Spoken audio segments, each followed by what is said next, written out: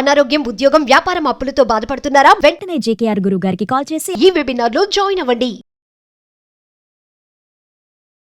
Hello అండి, నమస్తే. నేను మీ హరిత అక్కల, emotional wellness coach and motivational speaker. Welcome back to Suman TV. కొంతమంది ఇన్సల్ట్ గురించి అడుగుతారు, చాలాసార్లు వీడియో కూడా చేశాము. బట్ ఇంకొకసారి చెప్తాను, మనల్ని ఎవరైనా చులకనగా చూస్తే, మనల్ని లేదా ఎవరైనా నెగ్లెక్ట్ చేస్తే, మనల్ని పట్టించుకోకపోతే ఆ పెయిన్ ఎలా ఉంటుందో తెలుసా మేడం మీకు అని అడుగుతారు.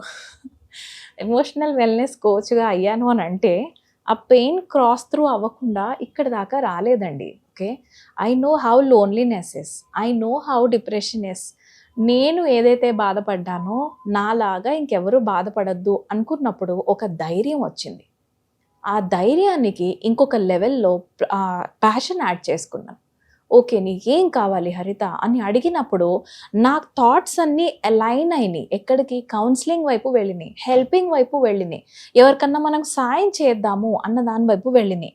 అండ్ నేను కనుక్కునే ప్రొసీజర్లో నేను కోచ్ అయ్యాను. This is an amazing thing. నా గురించి నేను చెప్పుకోవడం కాదు, ఇక్కడ నేనేం చెప్తున్నానంటే అందరి లైఫ్లోని ప్రాబ్లమ్స్ వస్తాయి.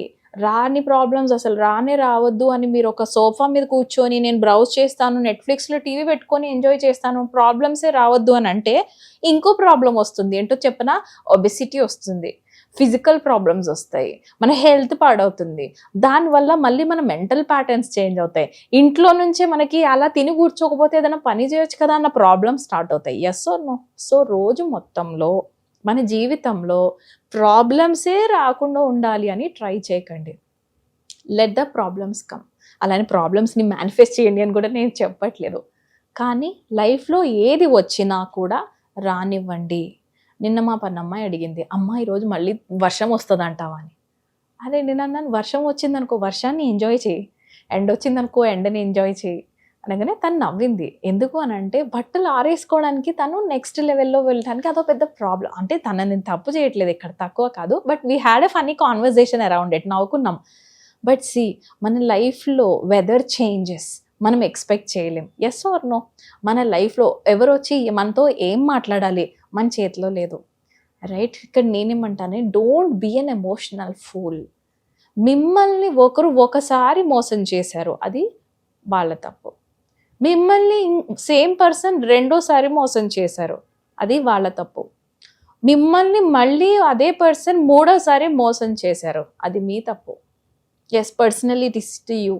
ఎందుకనంటే మీలో ఒక ప్యాటర్న్ డెవలప్ అయింది. ఏంటి అంటే మిమ్మల్ని సారీ అని అడగంగానే పోనీలే అని అన్నీ వదిలేసి మళ్ళీ తిరిగి ఆ మనిషిని అలానే నమ్మడం. అక్కడ కొంచెం అవేర్నెస్తోనే ఉండండి. ఏంటి అంటే క్షమించాలి, యూ హ్యావ్ టు ఫర్గివ్. లేకపోతే మనం డే మొత్తంలో హ్యాపీగా ఉండలేం. ఎందుకనంటే ఆ పర్సన్ ఎనర్జీ మన ఎనర్జీ అయిపోద్ది. పొద్దున్న లెగిస్తే వాళ్ళని తలుచుకుంటూ ఉంటాం, బాత్రూమ్కి వెళ్ళు వాళ్ళని ఆలోచించు, స్నానం చేయి వాళ్ళని ఆలోచించు, బ్రష్ చేసుకో వాళ్ళ గురించి ఆలోచించు, రెడీ అవ్వు వాళ్ళ గురించి ఆలోచిస్తూనే ఉంటారు. The more you are thinking of that person, forgive చేయకపోతే మనం ఆ పర్సన్ లాగా తయారైపోతాం. Because of the law of contact energy. మీకు లా ఆఫ్ కాంటాక్ట్ ఎనర్జీ తెలుసు కదా? I'm a science student also. So మనం పాలను చల్లారి పెట్టాలంటే ఐదర్ తొరుపుతాము లేదంటే చల్లనీళ్ళల్లో పెడతాం వేడిగున్న పాలని. Yes or no? ఇక్కడ ఏం చేస్తున్నాము, చుట్టుపక్కల ఉన్న టెంపరేచర్ని, ఆ హై టెంపరేచర్ ఉన్న మన గ్లాస్ని ఇలా ఇలా ఇలా తొరిపితే ఈ కాంటాక్ట్లోకి రావటం వల్ల ఎయిర్లో ఆ చేంజ్ ఆఫ్ ఎనర్జీ జరుగుతుంది, ఆ change of heat energy. This is called contact energy. Okay, law of contact energy. ఇప్పుడు నేనేమంటానంటే ఇలానే పాల గ్లాస్ని తీసుకెళ్ళి చల్లనీళ్ళలో పెడితే ఇక్కడి నుంచి ఇక్కడికి హీట్ ట్రాన్స్ఫర్ జరుగుతుంది. It is visible, right? మన కళ్ళకు కనబడుతుంది, యూ కెన్ ఫీల్ ఇట్. మీరు ఆ నీళ్ళని మళ్ళీ పట్టుకుంటే ఈ పాలు చల్లారిపోయి ఉంటాయి, నీళ్ళు వేడెక్కి ఉంటాయి. అరే, లా ఆఫ్ కాంటాక్ట్ ఎనర్జీ ప్రకారం ఇక్కడ రెండు ఐటమ్స్ ఒక కాంటాక్ట్లోకి వస్తేనే ఇంతలా జరుగుతుందంటే వీ ఆల్ ఆర్ ఎనర్జీస్ బాబా, we all are souls at the end of the day. We are not these visible bodies. Okay, అంటే మనం కూడా ఆ లా ఆఫ్ కాంటాక్ట్ ఎనర్జీ ప్రకారం పొద్దున లెగిస్తే ఆ పర్సన్ గురించి, ఆ పర్సన్ ఎక్కడికి వెళ్తున్నారు, ఆ పర్సన్ ఏం చేస్తున్నారు, ఆ పర్సన్ నన్ను నెగ్లెక్ట్ చేస్తున్నారు అంటే వాళ్ళకి ఇంకేదన్నా వేరే ఎగ్జైటింగ్ థింగ్ ఉంది, వేరే మనిషి ఉన్నాడేమో, ఓ మై గాడ్, ఆ వైఫ్ అండ్ హస్బెండ్స్ ఇక్కడ ఎలా కొట్టుకుంటారంటే doubt energy, the more the doubt you are behaving and becoming like them. Yes or no? వాళ్ళు ఎలా అయినా ఉండనివ్వండి, మనం వాళ్ళ గురించి ఎక్కువ ఆలోచించే కొద్దీ మనల్ని మనం కోల్పోయి వాళ్ళలాగా అయిపోతున్నాం. This is the biggest punishment we are getting from them. వాళ్ళలాగా మనల్ని తయారు చేసి వాళ్ళ ఆనందంగా ఉంటారు. వైఫ్కి చెప్తున్నా, హస్బెండ్కి చెప్తున్నా, బాయ్ ఫ్రెండ్ అనుకోండి, గర్ల్ ఫ్రెండ్ అనుకోండి, ఎనీబడియా. మరి ఇక్కడ ఏం చేయాలి? చూడండి, పిక్చర్ చూడండి ఒకసారి. Don't be an emotional fool. I repeat, don't be an emotional fool and wait for others. ఎక్కడో కనిపించే ఎవరో వచ్చి నన్ను కాపాడుతారు కాబట్టి ఆ కిటికీలోంచి అలా కొద్దిసేపు గంటలు స్పెండ్ చేసి వేరే వాళ్ళ కోసం వెయిట్ చేసి మీ లైఫ్ వేస్ట్ చేసుకోకండి. Life is very valuable. మరి ఏం చేయాలి మేడం? నా కళ్ళ ముందు చీటింగ్ చేస్తున్నాడని తెలిసిపోయింది, నాకు ప్రూఫ్స్ దొరికినాయి, నన్ను కాకుండా వాళ్ళని చూస్తున్నాడు, వెళ్ళనివ్వండి. I'm so sorry to say this, వెళ్ళనివ్వండి.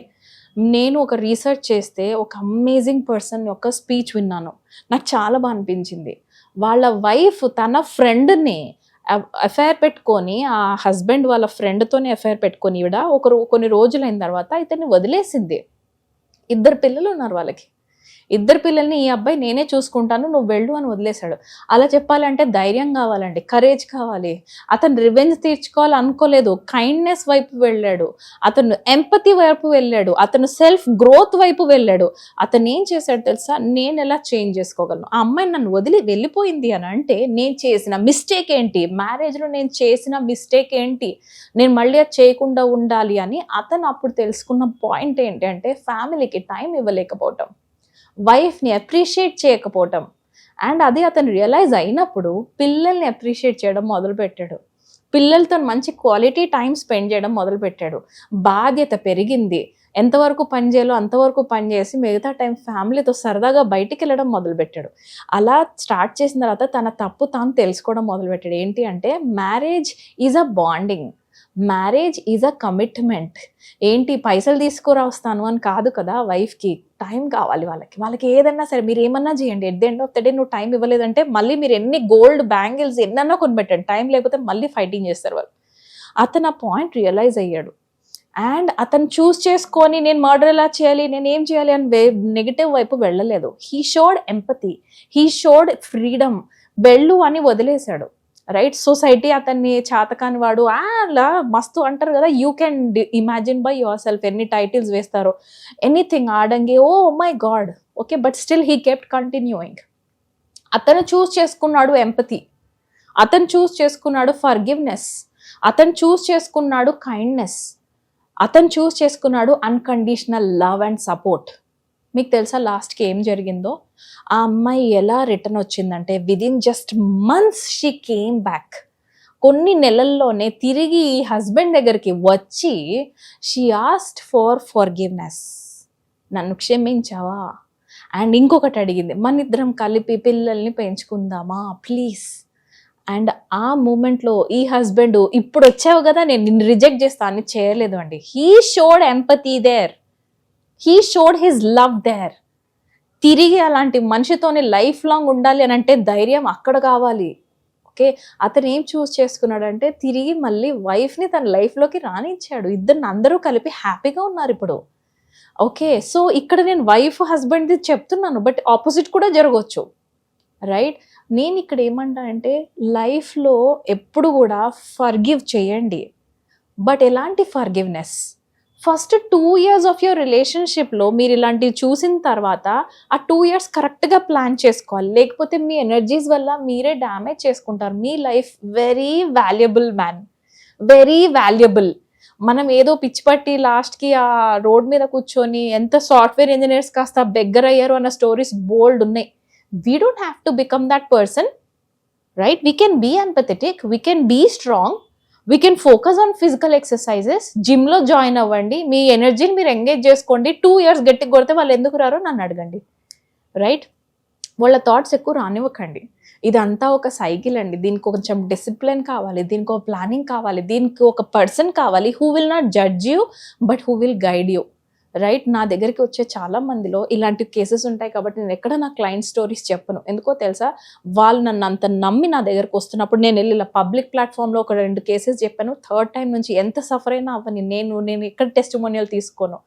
ఎందుకో తెలుసా, వాళ్ళు నమ్మేదే ఆ నమ్మకానికి. ఆ నమ్మకాన్ని నేను మళ్ళీ ఇక్కడ తీసుకొచ్చి పెట్టలేను. So but you can connect to me, right. ఒక 1 అవర్ నాతో మాట్లాడితే మీ ప్రాబ్లంకి అన్ని సొల్యూషన్స్ దొరుకుతాయని నేను అనను, కానీ but definitely breakthrough goal దొరికిద్ది. Because I am a breakthrough goal digger. Don't remind like this emotional fool yeah. ఇంకెప్పుడు ఇలా ఎమోషనల్ ఫూల్ లాగా ఎవరో వస్తారు ఎవరో కాపాడతారని మీరు వెయిట్ చేయొద్దు. Thank you so much for watching this video. నమస్తే.